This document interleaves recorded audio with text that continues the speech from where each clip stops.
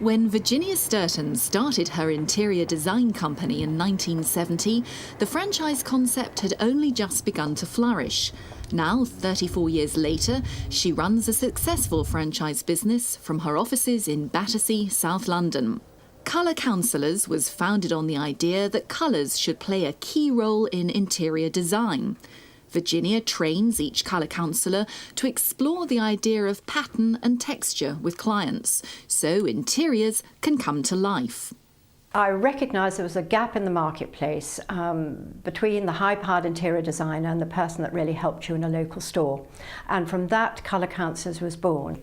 We've been in the market for over 30 years, and therefore we have access to every trade account that is going. And so it makes it very easy for somebody wanting to come into the business.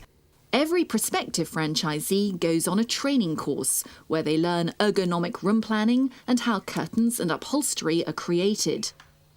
They also learn how to use the visualizer, a CD-ROM tool that allows counsellors to show clients how different fabric and finishes will look in sample rooms.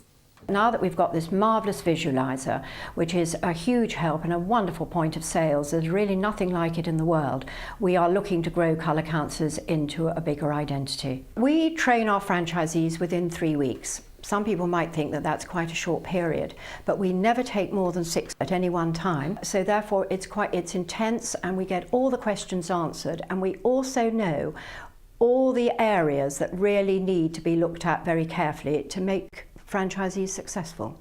I decided to become a colour counsellor as I'd always seen the ads. It appealed to me, and I love putting colours together and fabrics. I've always been drawn to that sort of thing, and I'd reached a point in my life where my eldest child had graduated, so I didn't have to support her anymore, and my husband said, yes, push the boat out, he would go on supporting my son. The part that frightened me most for the first year was submitting the quarterly VAT returns. But once I'd got over that and I'd found myself a really good bookkeeper, I could go back to enjoying my work. Head office support the colour counsellors very well, particularly the company accountant, because sometimes we have an order that comes through isn't quite right, and I must say that Ted is very, very understanding. The biggest challenge is perhaps one of my most recent projects, where I have the downstairs of a house that has been damaged by water. And I'm trying to scheme 4 rooms, and I've never even seen the furniture that goes in the rooms. So trying to match colours for fabrics, carpets, with colours that are coming from photographs is quite challenging.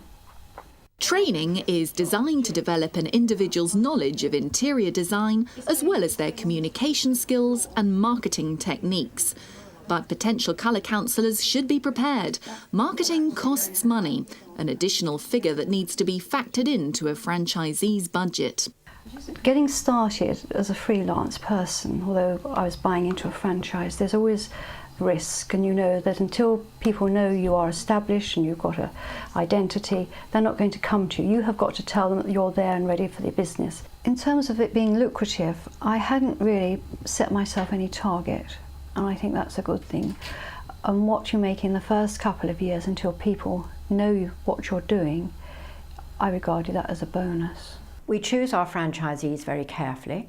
However, having said that, if I could only say if somebody had brown eyes they were going to be successful, that would be marvellous. It's not quite like that. It's the application, and every character is a little bit different. But we recognise this, so we are not saying everybody's got to be successful. And if they're not successful, then we are right there to help them. And we probably, because we've been doing this a long time, will recognise where their weak points are and therefore be able to help them overcome them.